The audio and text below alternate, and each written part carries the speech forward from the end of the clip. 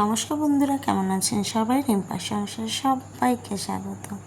হ্যাঁ, অনেকটা লেট পর তোমাদের সাথে কথা হচ্ছে, কিন্তু কি করব, কিছু করার নেই।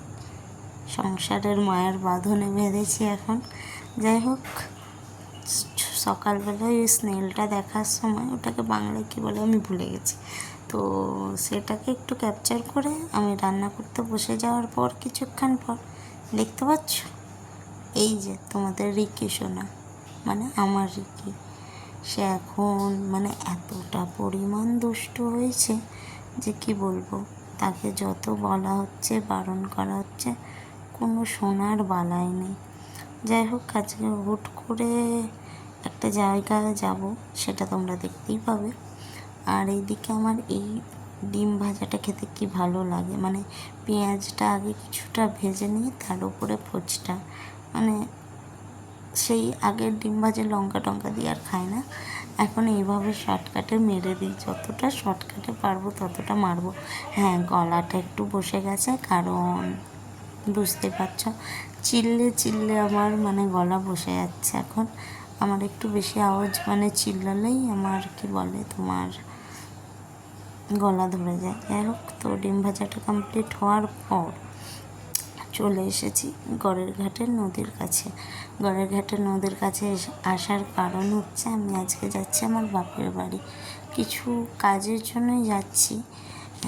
কিন্তু আমার মেয়ে এদিকে একটু ভ্যাবাচ্যাকা হয়ে গেছে, কারণ যেইবারে প্রথমবার ও মামা বাড়ি আসছিল তখনও ঘুমিয়েছিল, এখনও জেগে আছে। তো নদীটা দেখে একটু অদ্ভুতই ছিল। ওই পারে ছিল আমার দাদা, তো সেই আনতে এসেছিল গাড়িতে করে। ও বলেছিল যে এই পারে আসবে, আমি বললাম দরকার নেই, আমি ওই পারে গিয়েই তোমাদের সাথে দেখা করছি।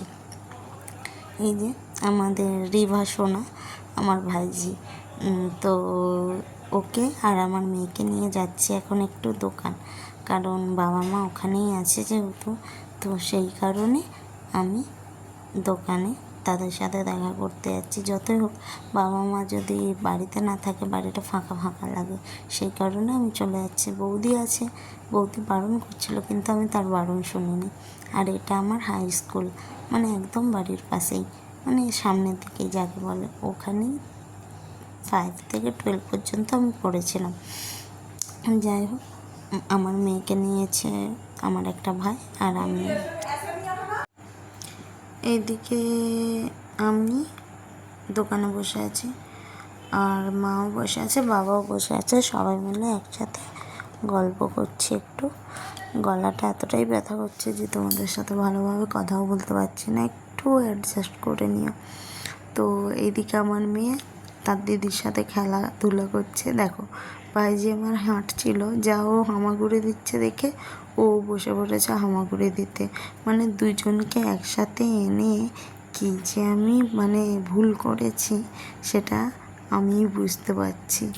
আর এদিকে আমার ভাইজি কোল্ড ড্রিঙ্কসের যে ফ্রিজটা সেখানে গিয়ে গিয়ে শুধু জুস জুস করে চিল্লাচ্ছে। যাই হোক, তো পরের দিন যাচ্ছি আমার মামা বাড়ি দিদাকে দেখতে, কারণ বিয়ের পর আমি একবারই আমার দিদাকে দেখতে গিয়েছিলাম, তাও বিয়ের ওই 5-6 দিন পর, যে অষ্টমঙ্গলার পরেই আমি দেখতে গিয়েছিলাম, আর আমি যাওয়া হয়নি কারণ বাইরে ছিলাম, তারপর প্রেগনেন্ট হয়ে গেছিলাম সেই কারণে। আর এদিকেই যে আমার বৌদি রেডি হয়ে গেছে, তাকেই বলছি একটু হাই হ্যালো বল বা কিছু, তো ও একটু হাসছে, আমি ওই জন্য ক্যামেরাটা একটু আরও ঢং করছিলাম। এদিকে আমি আমার বৌদি আর মা যাচ্ছি, কারণ বাপি যেহেতু দোকানে থাকবে, চালু দিন ছিল সেদিন, তো সেই কারণে আমার বাপি যেতে পারিনি, আর দাদার কাজ ছিল সব। তো কি বলবো, টোটোয় করে যাচ্ছে, ক্যামেরাটা প্রচণ্ড নড়চড় করছে। আর এইদিকে একটু এতটাই বৃষ্টি হচ্ছিল মাঝ রাস্তায়, তো মিষ্টি কেনার জন্য আমি উঠে পড়েছিলাম। এইটা হলো রাজা রামমোহন রায়ের বসত বাড়ি। হ্যাঁ, আমার মামার বাড়ি ওই রাজা রামমোহন রায়ের যে মানে বসত বাড়ি সেখানে। তো আগে ওই আমবাগান নামে মানে যেটা খুব ফেমাস জায়গা, তো তো সেখানে খুব ঘুরে বেড়াতাম। এখন আর সময়ও হয়নি, তো সেই কারণে আর যাওয়া হয়নি। তো আবার টোটোয় করে গিয়েছিলাম। তো অনেকক্ষণ ধরেই প্রায় যেতে হচ্ছে, কারণ যেহেতু প্রচণ্ড বৃষ্টি হচ্ছিলো, তো সেই কারণে।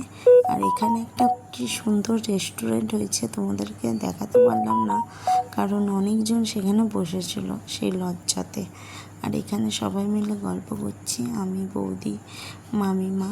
আজ মামিমাদের একাদশী, তো সেই কারণে।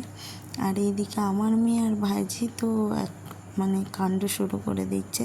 এখানেও একটা ছোট্ট আমার ভাইয়ের ছেলে আছে, তো তোমাদেরকে দেখাবো। মানে ভাই, দাদা সবাই কাজে ব্যস্ত, চলে গেছে বাইরে। তো আমরাই কজন ছিলাম, আমার একটা ভাইয়ের বউ আর আমার বৌদি ছিল, তারাও কাজে ব্যস্ত ছিল বলে তাদের এতটা ক্যাপচার করিনি। এখানে এই যে আমার দিদা মানে প্রচণ্ড বয়স্ক হয়েছে, তো সেই কারণে তোমরা একটু প্রে করো যাতে একটু সুস্থ হয়ে যায়, কারণ একটু অসুস্থ আছে।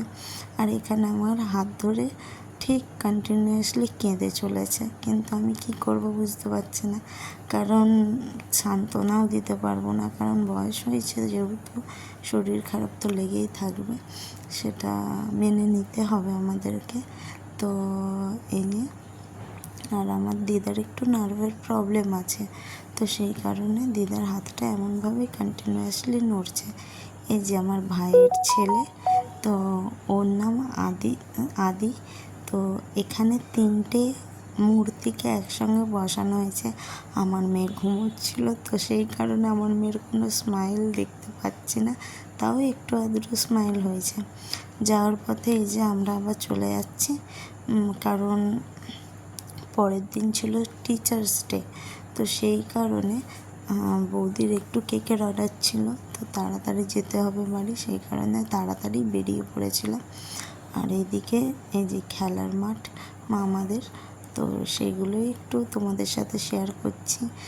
মানে পরিবেশটা প্রচণ্ড সবুজে ঘেরা, এখানে কোনো মানে যানবাহনের আওয়াজ নেই, কিছু নেই, মানে পুরো গ্রাম্য এলাকা যেটাকে বলা হয়। আর এইদিকে এই যে বাঁশের সাঁকো, কিছুদিন আগেই যেহেতু বন্যা হয়েছিল এইদিকে, তো জলটা একটু ঘোলাটে এখনও হয়ে আছে। তো এইটা আমাদের কলেজ, আমি এখানে কলেজে পড়তে আসতাম, মানে বেশি দিন হয়নি তাও কলেজে এসেছি।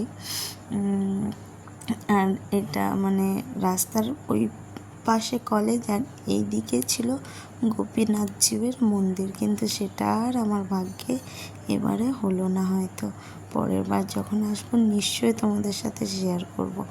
আর এটা আমাদের গ্রামের পাশের গ্রাম হানুয়ার শিব মন্দির। তো শিব মন্দিরটা তোমাদেরকে মনে হয় আগে দেখিয়েছি নাকি আমার ঠিক খেয়াল পড়ছে না, তাই আজকে আর একবার দেখিয়ে দিলাম। চলো তাহলে, ভিডিওটা অনেকটাই লং হয়ে গেল, তো ভিডিওটা এখানেই এন্ড করছি। যদি ভালো লেগে থাকে লাইক, কমেন্ট আর সাবস্ক্রাইব করে দেবে আমার চ্যানেলটা। পাশে থাকা বেল আইকনটা ক্লিক করতে ভুলবে না, যাতে আগামী নোটিফিকেশন ও ভিডিওগুলো তোমাদের কাছে চলে যেতে পারে। আর নতুন বন্ধুরা প্লিজ একটু কমেন্ট করো। তো আজকের মতো টাটা, দেখা হচ্ছে একটা নতুন ভিডিওর সাথে।